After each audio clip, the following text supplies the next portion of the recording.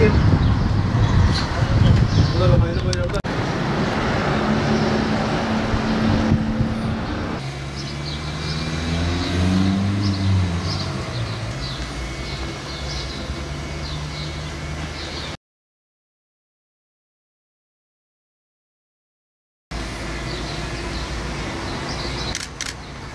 Bismillahirrahmanirrahim. Umut Kervanı olarak Şanlıurfa'da bu sene de Kurban Bayramı'nda Yasin Beri ve arkadaşların eti ulaştırmadığı fakir ve yetim ailelere biz bu sene ulaştıracağız. Yasin Beri ve arkadaşları bu yolda şehit oldular.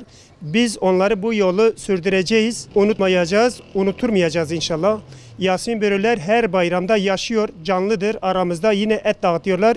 İşte bir tane Yasin gitti. Burada yüzlerce Yasin var. Yüzlerce aileye et ulaştıracağız. Bu yolu sürdüreceğiz, devam edeceğiz.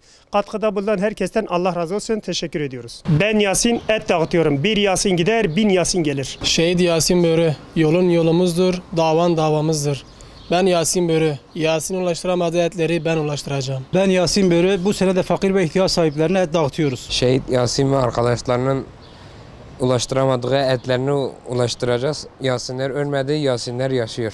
Ben Yasin, Yasin'in ulaştıramadığı etleri ben dağıtıyorum. Ben Yasin, Yasin Börü'nün ulaştıramadığı etleri ben ulaştıracağım inşallah.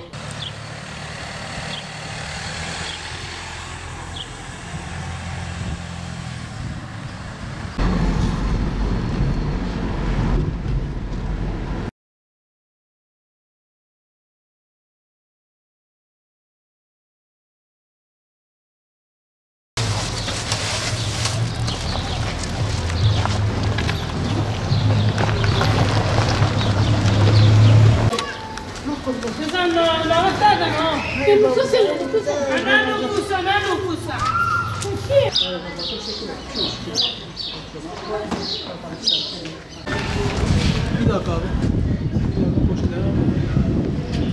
Yaşar abi gel. Evet tamam. Abi getir ablankini bir. Getirmeyiz mi ara?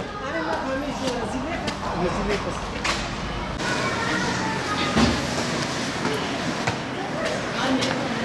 Abi hemen iyi. Bak gencana nerede Diyarbakır'ı hene genç goşt bela dikirin, şehit kirin. Abana ister nabi on disa goşt bela kirin. Goşt bela kirin. Abana ister nabi Yasin beri goşt bela kirin. Bana dire emci Yasin'in. Hadi ama kabul.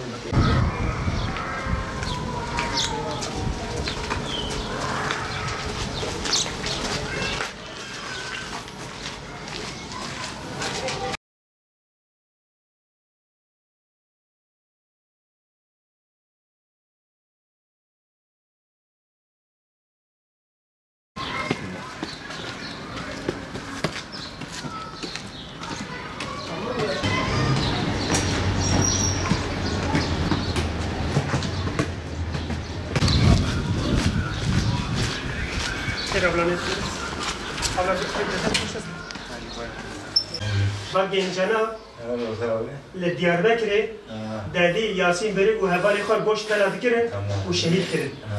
Bana ciddi ayda kurbanı le ser nav Yasin em ki goşt bela kirin. Çünkü Yasin goşt ne geldi em biginli ki. Yasin beri büyüstü bu. Böyle televizyon alıp kırın. Dedi televizyon daraban dikirin. Hevali Yasin Börü'ne. Ana hevali Yasin berine. Hatta khara khujmara da'abki. Yasin ana da'abki. Yasin berim adına et dağıtıyorlar. Allah kabul etsin. Onlar da Yasin'e ulaştırmadığı yerlere ete biz ulaştıracağız. Allah onlara davet edin. Tamam.